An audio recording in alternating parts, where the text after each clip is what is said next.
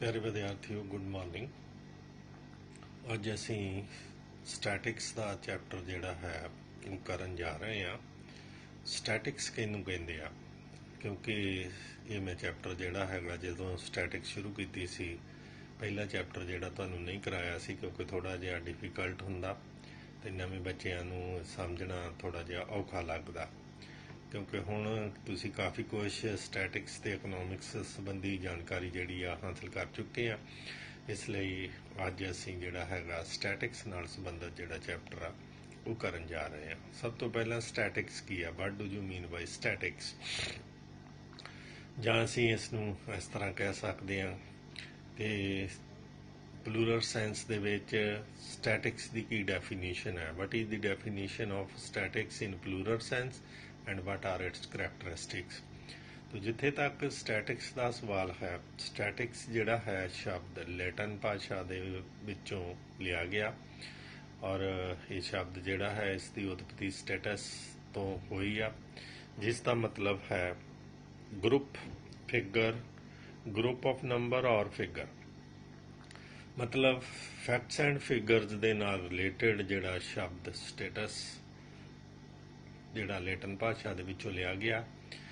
पुराने समय ਦੇ ਵਿੱਚ ਕੀ ਹੁੰਦਾ ਸੀਗਾ, ਰਾਜੇ ਮਹਾਰਾਜੇ ਜਿਹੜੇ ਸੀਗੇ ਉਹ ਰੈਵਨਿਊ ਨੂੰ ਇਕੱਠਾ ਕਰਨ ਦੇ ਲਈ ਸਟੈਟਿਕਸ ਦੀ ਵਿਧੀ ਨੂੰ ਅਪਣਾ ਕੇ ਤੇ ਆਪਣੇ ਰਾਜ ਦੇ ਵਿੱਚ ਕਿੰਨੀ ਫਸਲ ਹੋਈ ਹੈ ਜਾਂ ਰਾਜ ਦੇ ਵਿੱਚ ਕਿੰਨੇ ਨੌਜਵਾਨ ਹਨ ਜਿਨ੍ਹਾਂ ਨੂੰ ਫੌਜ ਦੇ ਵਿੱਚ ਭਰਤੀ ਕੀਤਾ ਜਾ ਸਕੇ। ਜਿੰਨਾ ਜ਼ਿਆਦਾ ਫੌਜ ਕਿਸੇ ਰਾਜੇ ਕੋਲ ਹੁੰਦੀ ਸੀ ਉਨਾ ਹੀ ਉਹ ਰਾਜਾ ਜਿਹੜਾ ਸੀ ਸ਼ਕਤੀਸ਼ਾਲੀ ਮੰਨਿਆ ਜਾਂਦਾ ਸੀ। ਤੋ ਸਟੈਟਿਕਸ ਉਸ ਵੇਲੇ ਸਿਰਫ ਤੇ ਸਿਰਫ ਸਿੰਪਲ ਸੀ, ਜਿਸ ਦੇ ਵਿੱਚ ਰੈਵਨਿਊ ਤੇ ਨਾਲ ਦੀ ਨਾਲ ਜਾਣੀ ਕਿ ਮਾਲਿਕਾ ਕਿੰਨਾ ਆਉਣਾ ਹੈ ਰਾਜੇ ਨੂੰ ਤੇ ਨਾਲ ਦੀ ਨਾਲ ਉਸ ਦੇ ਕੋਲ ਕਿੰਨੇ ਜਵਾਨ ਹਨ ਜਿਹੜੇ ਕਿ ਲੜਾਈ ਦੇ ਲਈ ਰੈਡੀ ਹਨ। ਇਸੇ ਤਰ੍ਹਾਂ ਹੀ ਸਾਡੇ ਦੇਸ਼ ਦੀ ਗੱਲ ਜੇ ਕਰੀਏ ਤੇ ਸਾਡੇ ਦੇਸ਼ ਦੇ ਵਿੱਚ ਚੰਦਰਗੁਪਤ ਮੌਰੀਆ ਦੇ ਵੇਲੇ ਤੋਂ ਪਹਿਲਾਂ ਦਾ ਜਿਹੜਾ ਹੈਗਾ ਆ ਸਟੈਟਿਕਸ ਨਾਲ ਸੰਬੰਧਿਤ ਸਾਡੇ ਕੋਲ ਫੈਕਟਸ ਐਂਡ ਫਿਗਰਸ ਮਿਲਦੇ ਹਨ। ਚੰਦਰਗੁਪਤ ਮੌਰੀਆ ਦਾ ਜਿਹੜਾ ਪ੍ਰਧਾਨ ਮੰਤਰੀ ਸੀ ਚਾਣਕੀਆ, ਔਰ ਚਾਣਕੀਆ ਨੇ ਜਿਹੜਾ ਅਰਥ ਸ਼ਾਸਤਰ ਲਿਖਿਆ ਉਸ ਦੇ ਵਿੱਚ ਬਰਥ ਐਂਡ ਡੈਥਸ ਦੇ ਸੰਬੰਧ ਦੇ ਵਿੱਚ ਜਾਣਕਾਰੀ ਜਿਹੜੀ ਹੈਗੀ ਆ ਉਹ ਦਿੱਤੀ ਗਈ ਹੈਗੀ ਆ, which is related to the statistical facts and figures. तो स्टैटिक्स का जिहड़ा संबंध है बहुत पुराना है, नवा सबजैक्ट नहीं है। इसनूं असीं कह सकते हाँ कि it is the science of king, पर हौली हौली it is the part of economics तो हटदा हटदा एक आप फुल फ्लैश सबजैक्ट बन गया और बाकी सबजैक्टां की डिपेंडेंस जिहड़ी हैगी आ वो स्टैटिक्स ते ही है, निर्भर करती है। स्टैटिक्स तो बिना बाकी सबजैक्ट जिहड़े हन उन्हां नूं असीं कह सकते हैं कि स्टैटिक्स तो बिना वो सबजैक्ट जिहड़े आ जीरो हन और स्टैटिकल डाटे दे नाल ही उन्हां दी होंद जिहड़ी आ इस वेले कायम है।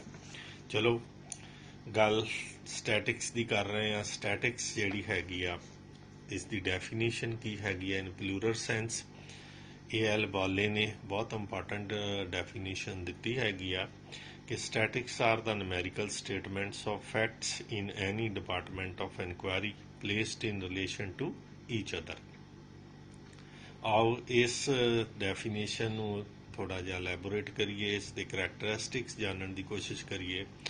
तो it is consist of aggregate of facts. पहला जिहड़ा करैक्टरिस्टिक्स हैगा कि स्टैटिक्स जिहड़ी हैगी आ एग्रीगेट फैक्ट्स हैगी आ, कल्ला सिंगल डाटा जिहड़ा है वो स्टैटिक्स नहीं। जे मैं कहना कि मेरा भार जिहड़ा हैगा वो 80 किलो आ, this is not statistics, it is aggregate of facts. जे मैं कहना कि +1 जिहड़ी क्लास है इस क्लास की जिहड़ी हाइट एवरेज हाइट आ 5 फुट 2 इंच आ लड़कियां दी, दैन इट इज स्टैटिक्स। क्योंकि सिंगल फैक्ट्स एंड फिगर जिहड़ी स्टैटिक्स नहीं, it is the aggregate of facts.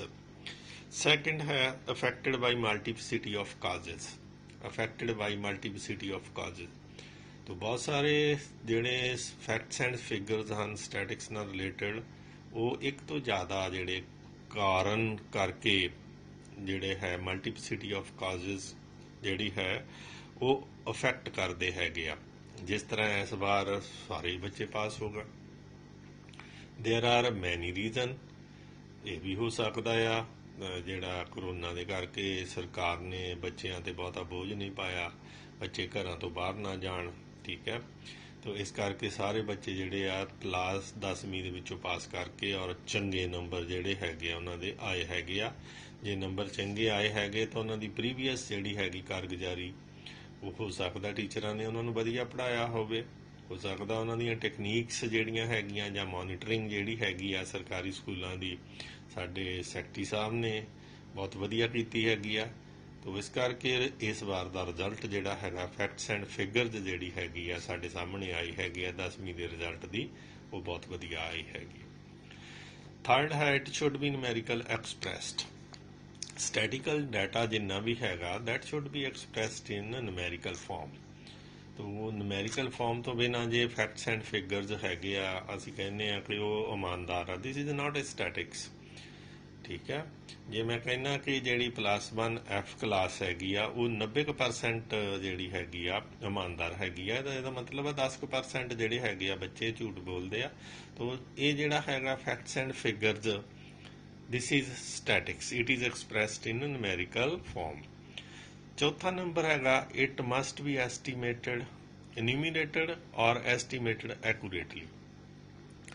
ਤੋ ਜਿੱਥੋਂ ਤੱਕ ਐਕੂਰੇਸੀ ਦਾ ਸਵਾਲ ਹੈ, ਸਟੈਟਿਕਸ ਦੇ ਫੈਕਟਸ ਐਂਡ ਫਿਗਰਸ ਜਿਹੜੇ ਹਨ ਸਾਡੇ ਕੋਲ ਵੱਖਰੇ ਵੱਖਰੇ ਮੈਥਡਸ ਹਨ ਔਰ ਉਹਦੇ ਨਾਲ ਜਿਹੜੀ ਹੈਗੇ ਆ ਫੈਕਟਸ ਐਂਡ ਫਿਗਰਸ ਇਕੱਠੇ ਕੀਤੇ ਜਾਂਦੇ ਹਨ ਔਰ ਇਹ ਖਿਆਲ ਰੱਖਿਆ ਜਾਂਦਾ ਹੈਗਾ ਕਿ ਇਹਨਾਂ ਦੀ ਐਕੂਰੇਸੀ ਜਿਹੜੀ ਹੈਗੀ ਆ, ਐਕੂਰੇਸੀ ਮੀਨਸ ਇੱਕ ਸਟੈਂਡਰਡ ਜਿਹੜਾ ਹੈਗਾ ਐਕੂਰੇਸੀ ਦਾ ਰੱਖ ਲਿਆ ਜਾਂਦਾ ਕਿ 90 ਤੋਂ 95% ਦੇ ਵਿੱਚ ਜਿਹੜਾ ਸਟੈਟਿਕਲ ਡਾਟਾ ਹੈਗਾ ਉਹ ਐਕੂਰੇਟ ਹੋਣਾ ਚਾਹੀਦਾ। ਤੋ ਇਸ ਕਰਕੇ ਇਸ ਤਰ੍ਹਾਂ ਸਿਸਟਮੈਟਿਕ ਮੈਨਰ ਦੇ ਨਾਲ ਜਿਹੜੇ ਫੈਕਟਸ ਐਂਡ ਫਿਗਰਸ ਹਨ ਸਟੈਟਿਕਲ ਡਾਟੇ ਦੇ ਉਹ ਇਕੱਠੇ ਕੀਤੇ ਜਾਂਦੇ, ਕ੍ਰਾਸ ਚੈਕਿੰਗ ਕਰ ਲਈ ਜਾਂਦੀ ਆ। ਕ੍ਰਾਸ ਚੈਕਿੰਗ ਦੇ ਵਿੱਚ ਫੈਕਟਸ ਐਂਡ ਫਿਗਰਸ ਜਿਹੜੇ ਹੈਗੇ ਆ ਉਸ ਦੀ ਜਿਹੜੀ ਕਹਿ ਸਕਦੇ ਹੈਗੇ ਆ ਕਿ ਜਿਹੜਾ ਕ੍ਰਾਸ ਚੈਕਿੰਗ ਆ ਉਹ ਨਾਲ ਹੋ ਰਹੀ ਆ। It should be collected for the predetermined purpose. Statistical data ਜਿਹੜਾ ਹੈਗਾ that should be collected in predetermined manner. ਮਤਲਬ ਕੀ ਹੈਗਾ ਕਿ ਸਟੈਟਿਕਲ ਡਾਟਾ ਇਕੱਠਾ ਕਰਨ ਤੋਂ ਪਹਿਲਾਂ ਇੱਕ ਪਲੈਨਿੰਗ ਜਿਹੜੀ ਹੈਗੀ ਆ ਉਹ ਕੀਤੀ ਜਾਂਦੀ ਹੈ। ਜਿਸ ਤਰ੍ਹਾਂ ਅਗਲੇ ਸਾਲ ਸੈਂਸਸ ਹੋ ਰਹੀ ਆ, ਤਾਂ ਮੇਰਾ ਖਿਆਲ ਆ ਥੋੜਾ ਕਰੋਨਾ ਦੇ ਕਰਕੇ ਸੈਂਸਸ ਦਾ ਕੰਮ ਜਿਹੜਾ ਪਿੱਛੇ ਪੈ ਗਿਆ, ਅਦਰਵਾਈਜ਼ ਸੈਂਸਸ ਦਾ ਕੰਮ ਹੁਣ ਚੱਲਦਾ ਹੋਣਾ ਸੀ। ਤੋ ਭਾਰਤ ਦੇ ਵਿੱਚ ਕਿੰਨੇ ਲੋਕ ਹਨ ਔਰ ਕਿਹੜੇ ਕਿਹੜੇ ਕਿੱਤੇ ਕਰਦੇ ਹਨ, ਉਹਨਾਂ ਦੀ ਏਜ ਕਿੰਨੀ ਹੈਗੀ ਆ, ਲੜਕੇ ਕਿੰਨੇ ਆ, ਲੜਕੀਆਂ ਕਿੰਨੀਆਂ, ਇਸ ਦੇ ਬਾਰੇ ਸਾਰੀ ਦੀ ਸਾਰੀ ਜਾਣਕਾਰੀ ਜਿਹੜੀ 10 ਸਾਲ ਬਾਅਦ ਇਕੱਠੀ ਕੀਤੀ ਜਾਂਦੀ ਆ ਔਰ ਇਹ ਜਿਹੜੀ ਜਾਣਕਾਰੀ ਹੈਗੀ ਆ ਸੈਂਸਸ ਮੈਥਡ ਦੇ ਨਾਲ ਇਕੱਠੀ ਕੀਤੀ ਜਾਂਦੀ ਆ। ਪ੍ਰੀ ਡਿਟਰਮਨ ਜਿਹੜਾ ਹੈਗਾ ਆ ਪਰਪਸ ਹੁੰਦਾ ਆ। ਇਸ ਕਰਕੇ ਜਿਹੜਾ ਸਟੈਟਿਕਲ ਫੈਕਟਸ ਐਂਡ ਫਿਗਰਸ ਹਨ that should be collected for a predetermined purpose. Last ਦੇ ਵਿੱਚ it should be capable of being placed in relation to each other. ਤੋ ਜਿਹੜੇ ਸਟੈਟਿਕਲ ਡਾਟਾ ਇਕੱਠੇ ਕੀਤੇ ਜਾਂਦੇ ਹੈਗੇ ਆ ਉਹ ਡਾਟੇ ਨੂੰ ਕੰਪੇਅਰ ਕੀਤਾ ਜਾਂਦਾ ਉਸ ਤਰ੍ਹਾਂ ਦੇ ਹੋਰ ਡਾਟੇ ਨਾਲ, ਤਾਂ ਕਿ ਉਸ ਤੋਂ ਜਿਹੜਾ ਹੈਗਾ ਕੋਈ ਨਾ ਕੋਈ ਰਿਜ਼ਲਟ ਜਿਹੜਾ ਨਤੀਜਾ ਜਿਹੜਾ ਹੈਗਾ ਉਹ ਅਸੀਂ ਕੱਢ ਸਕੀਏ। ਜੇ ਦੇਖਦੇ ਆ ਕਿ 2011 ਦੇ ਵਿੱਚ ਜਿਹੜੀ ਸਾਡੀ ਸੈਂਸਸ ਹੋਈ ਆ, ਸਾਡੀ ਜਿਹੜੀ ਡਾਟਾ ਫੈਕਟਸ ਐਂਡ ਫਿਗਰਸ ਆਈ ਸੀ 121 ਕਰੋੜ ਸੀਗੇ। ਤੇ ਜੇ ਅਸੀਂ ਇਸ ਨੂੰ ਕੰਪੇਅਰ ਨਾ ਕਰੀਏ ਤਾਂ ਸਾਨੂੰ ਇਹਦੇ ਬਾਰੇ ਕੋਈ ਜਾਣਕਾਰੀ ਨਹੀਂ ਹੁੰਦੀ ਕਿ ਸਾਡੀ ਦੇਸ਼ ਦੀ ਆਬਾਦੀ ਜਿਹੜੀ ਵਧੀ ਘਟੀ।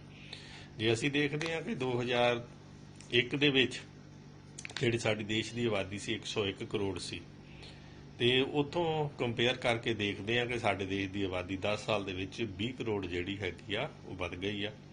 ਤੇ 20 ਕਰੋੜ ਜਿਹੜੀ ਆਬਾਦੀ ਵਧੀ ਹੈਗੀ ਆ ਉਹ ਕੰਪੈਰੀਜ਼ਨ ਕਰਕੇ ਹੀ ਸਾਨੂੰ ਜਿਹੜਾ ਫੈਕਟਸ ਐਂਡ ਫਿਗਰ ਨੂੰ ਪਤਾ ਲੱਗਦਾ ਹੈਗਾ ਆ। ਤੋ ਇਹ ਤਾਂ ਸੀ ਕਿ ਪਲੂਰਲ ਸੈਂਸ ਦੇ ਵਿੱਚ ਡੈਫੀਨੇਸ਼ਨ ਕੀ ਹੈਗੀ ਆ ਸਟੈਟਿਕਸ ਦੀ ਔਰ ਉਸ ਦੇ ਜਿਹੜੇ ਕਰੈਕਟਰਿਸਟਿਕਸ ਕੀ ਹੈਗੇ ਆ।